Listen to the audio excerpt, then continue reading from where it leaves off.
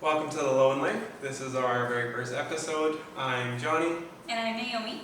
So we just wanted to share a little bit about how we went from this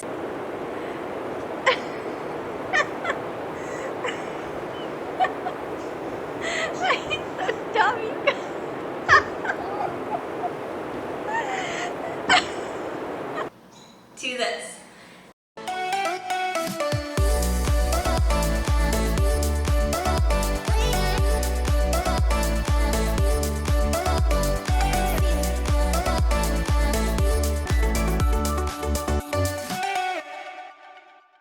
A year ago, we thought that everything was going to plan. We had bought our first house on 6 acres. We had a hobby farm, many different animals for our kids to raise.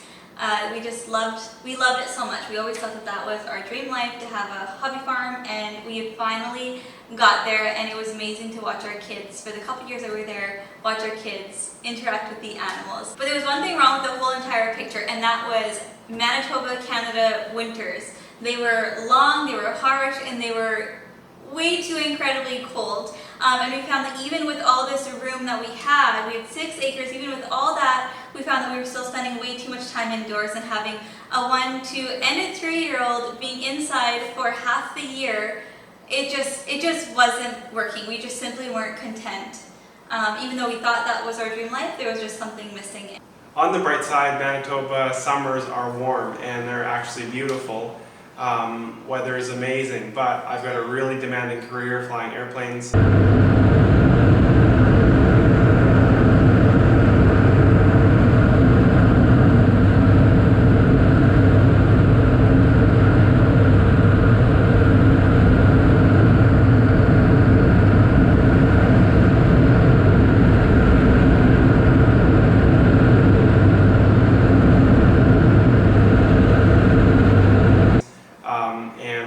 Farmers, so when there's work, I've got to be there, and unfortunately that means 16, 17, or 18-hour days, and even though the weather's perfect then, I don't have the time, and I can't really play with the kids or hang out with the family, so we don't get to go camping very often, maybe once a year. We don't really get to go to the lake, maybe once a year, and the balance wasn't there, so winters are too long and cold, summers I'm too busy, and we decided it was time to just get a new summer. And how that all happened, it was kind of the weirdest story. I was out hauling out garbage on our acreage. There's a lot of work involved with the acreage, and I just went out one night in January, it's mid-January, and I had to go take garbage up to the municipal dump. And basically what happened is I was unloading trash in a Manitoba blizzard. It was terribly cold, I was so grumpy, and I'm just tossing bags into the garbage, and in the background the car door is open and there's a song playing on the radio, and then somebody starts singing in Spanish, and in the dark by myself at the garbage dump, I'm just like, wait a minute, what the heck, I want to know Spanish, why am I here? And I literally finished my job, I drove back home. I said, what if we just sell everything we have, our house, this perfect acreage, and all these belongings that we just decided we don't need anymore. And I didn't really know how she was going to react, and the funniest part about it was just silent. Naomi just smiled at me with this big smile, and I was like, oh, okay, I guess this is cool, we're going to do it. So the next morning I phoned my boss to make arrangements, just because I'm a seasonal employee, but I wanted to still make sure he is good with me being out of the country for the summers, for the winters, because we knew we were going to go somewhere warm, we didn't know where.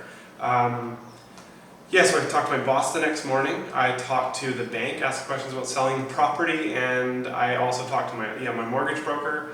And later that week we announced to the family it was just a done deal. There was no more questioning it. In one night we decided that everything was going to flip upside down and life was going to change. So this all started to happen January 2020. We started to take the steps that we needed to take to start getting our house ready to sell. So we did our renovations, we had to rehome all of our animals. We couldn't bring our donkey and our horse to Mexico, so we did have to find new homes for them, and we found wonderful homes for all of our animals. We were really grateful for that. But as we were doing this, we just kept hearing something on the news. There is some breaking news tonight on the COVID-19 front. We do begin with breaking news this hour. The Canada-U.S. border closure has been extended. You're stuck at home, going a little crazy, so maybe you're feeling comfy enough to get on a plane to a faraway escape. Well, it might be harder than you think. Most countries around the world still are not letting travelers in. Okay, so everybody knows what that's all about.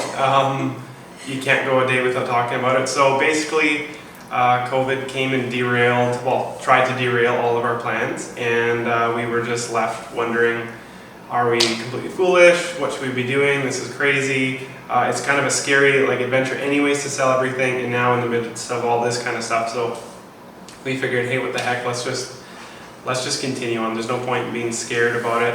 With all of that, eventually, probably mid-March or so, we figured, hey, it's probably a good time to talk to a real estate agent. Things are getting pretty bad with this pandemic thing. Are selling houses really even going to happen? Is there a market for homes? We had no idea what was really going on. So I went in, I talked to a real estate agent in our local town. I said, hey, look, on a normal year, how long does it take to sell a home? And he says, on normal circumstances, we're looking at 60 to 90 days. So we thought, sure, let's put the house up for sale.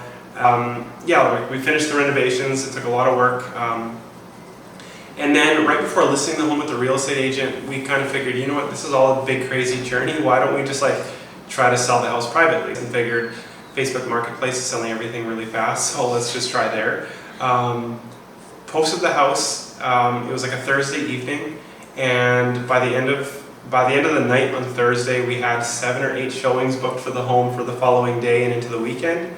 And it ended up happening that 14 days after the day I put the ad up, we sold the home, which then allowed us to go and purchase an RV, and that transitioned into our really fun summer life that we had living at the airport that I manage. So we booked our Mexican home through Airbnb. We found this amazing property. I found it through Instagram, but we fell in love with it. We fell in love with the host. We went ahead and booked it. We then went and booked our flights, which we still were not sure if we were even going to be able to come down here, because every day flights were just being canceled, and so we weren't sure. We originally did want to drive. That was a big exciting part for us, to just drive down as a family, but of course the border shut down, we couldn't drive, so next best thing, we could still fly down, hopefully. So we booked our flights 3 days before we were going to come down.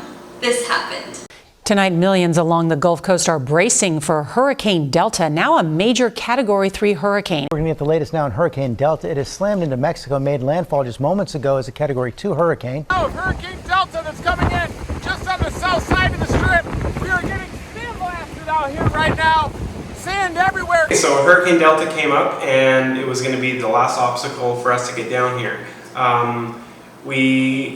I woke up every single hour that whole night after we found out that the hurricane was on the way. I wanted to see what the forecast was for the hurricane to know if it was really going to cancel our plans. And yes, I woke up every hour. I'm just checking out the latest updates, and eventually it hit. It was middle of the night, and I'm looking at these updates and watching videos. And at that point, the airport actually was shut down, so there was no flights coming in or out at all.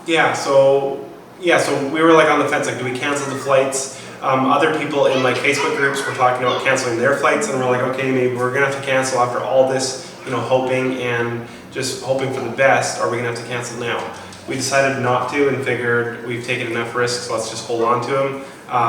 If it gets canceled, we'll figure out what happens next. But we held on to them, and we woke up the next morning, and our Airbnb host reached out and said, guys, we have pretty much no damage. A couple of trees came down in the yard. Everybody's okay. Cancun Airport's up and running. And this is October 7th, and our flights were booked for 3 days later, and we decided this is perfect.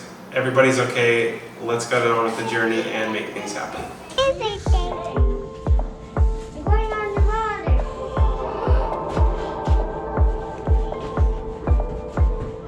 Say hi, airplane.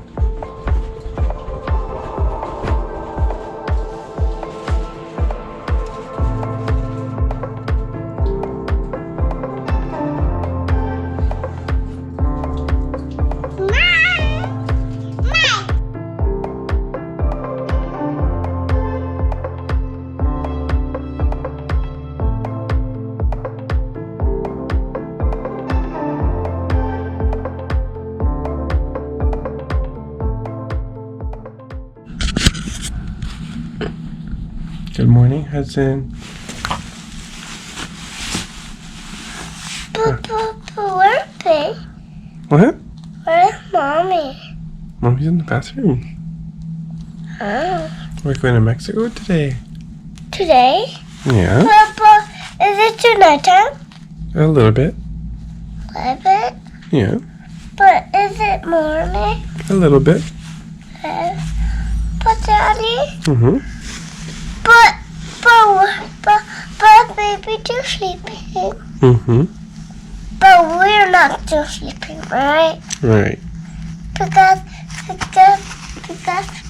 we're too late, right? Right. Daddy,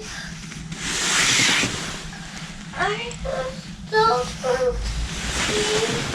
We're going to Mexico now. Yeah. Good morning. Can you give me a nice smile? Good morning. Good morning.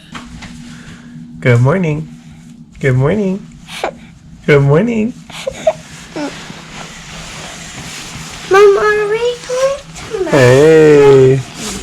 Mexico? Baby, wake up.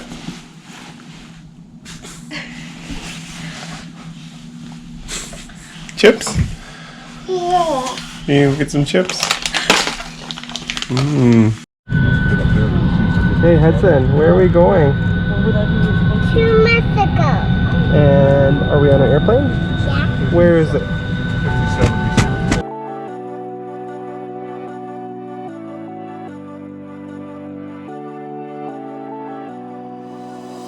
There's no denying what we want.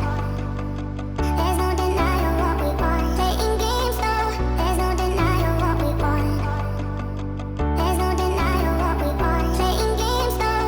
There's no denying what we want. There's no denying what we want. Playing games though. There's no denying what we want. There's no denying what we want. Thank you so much for joining us. Up next, we brave our first hurricane and get stranded in the jungle. Much love, TheLoewenLife. What happened, Johnny? Well, why are we staying here in the middle of the jungle with no cell service? Just because the engine fell off.